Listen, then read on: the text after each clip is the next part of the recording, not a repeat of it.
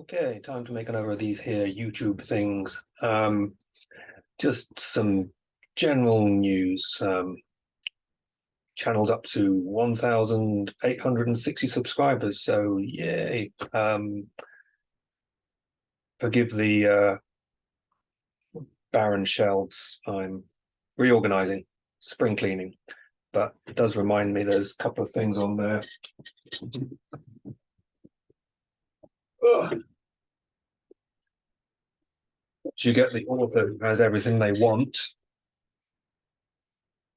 My son got me Ducks, The Last of Us, Joel and Ellie Ducks. We don't even have a bath, so Lord knows what I'm going to do with these things, but that was a creative present. Anyway, what my carefully positioned picture is hiding is that, which is this. I have got arcs of the book that wouldn't burn. I'm not one for bubbling over with enthusiasm, so I'm not going to fake it here, but on the inside, I'm incredibly enthusiastic about this book. I think it's going to be, well, I know it's one of my best. Hopefully the people who read it will think so too. I don't have a lot of these to give away, and neither does the publisher. So I'm compiling lists and whatnot for them, and hopefully a bunch of these will arrive with people who can, if they like it, let a bunch of other people know that they like it, and try to get them excited about the prospect. The thing with these things is that they are big and expensive to produce, especially because they are in a small run. I can hear Wobble meowing at the door, so I'm just going to let him in. Oh no.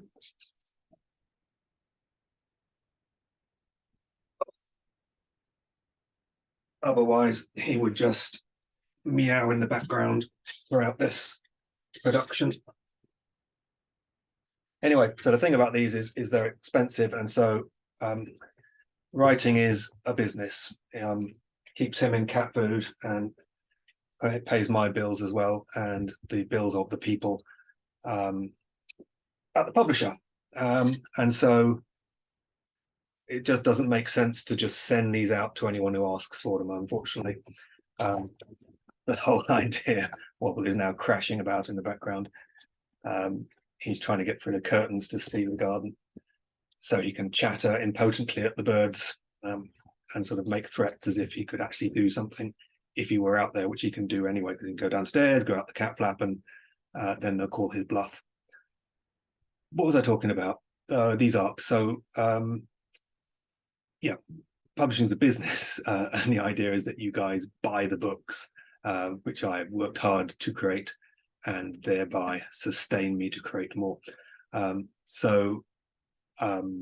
Yes, unfortunately, mere enthusiasm is not enough to qualify for a free fat book. And I did put out a call for interested influencers. It used to be just bloggers, book bloggers. That was simple, but these days, you know, if you've got enough Instagram followers, or you're on TikTok and you have some heft there, you now qualify as someone who can influence, and therefore might be economical to send a book to. Though sadly, you know, just today I got an email from some chap who I'm sure is a lovely guy, and I'm really pleased that he likes my books, but his only presence on the internet was to be on Instagram, where he had never posted, and he had 13 followers. And even if his first post was a blazing endorsement of this, and all 13 of his followers saw it, and all 13 of his followers went out and bought the book immediately, or pre-ordered the book immediately, it wouldn't pay for the costs of producing that, sending that, and the administration. It just doesn't work that way, sadly. Another book that I'm also very proud about and enthusiastic about is The Girl in the Moon, which sort of brings together various background threads from all of my work. And this is the US paperback that has just come out. The US paperbacks are very small, which for some people is great because it means you kind of fit in your pocket. But if you look at it compared to this guy, and then look at their thicknesses, you can see that. And this is not a short book, but it's small print and it's a small book size. People often ask, how long is your book, and they want to know a number of pages, but that's meaningless because actually it's the number of words that counts. Both of these books could be essentially any number of pages, from one where all the text is put there on a tiny font, to as many words as there are in there, where each page has one word on it. I've got a graphic here about the length of these books. So this is how we talk about books in certainly in publishing in the terms of the number of words. And you can see here, there's Prince of Thorns on 82,000 words, compared with some well-known books, that some of which, like Harry Potter, are shorter. And The Gunslinger, Dark Tower #1 from Stephen King, is a very short book, up to the really fatties like Lord of the Rings and George Martin's ones, which clock in over 400,000 words. War and Peace is one of the longest books out there, but I have missed off this chart. I think it's the Green Angel Tower by Tad Williams, which is longer than War and Peace and is pretty much the longest book out there. You get to a point where you just can't bind these things. The books will basically fall apart and break very easily if they get above a certain limit. And if we just look at my books, which we can do here, we can see the lengths of those. So you can see that Prince of Thorns at 82,000 words was one of the shorter ones. The Impossible Times trilogy are all quite short books. The last two weren't far off Prince of Thorns. And people read these and they sometimes refer to them as novellas, but they're really not. A novella is something between 15,000 and 40,000 words. Once you get over 40,000 words, it's officially a book. Though some things we call books, like Animal Farm, are well under that limit and really are novellas. And you can see here that The Book That Wouldn't Burn is the longest book I've written. Just a gnat's whisker off 200,000 words. And the two that follow up are more similar to the size of all my other books. Those aren't the actual title. Though when I wrote the books, I gave them very simple placeholder titles to do with library stuff. I think this one is now pretty certain to be called The Lie That Broke the World. And this one really doesn't have a name yet. So yeah, I was just talking about the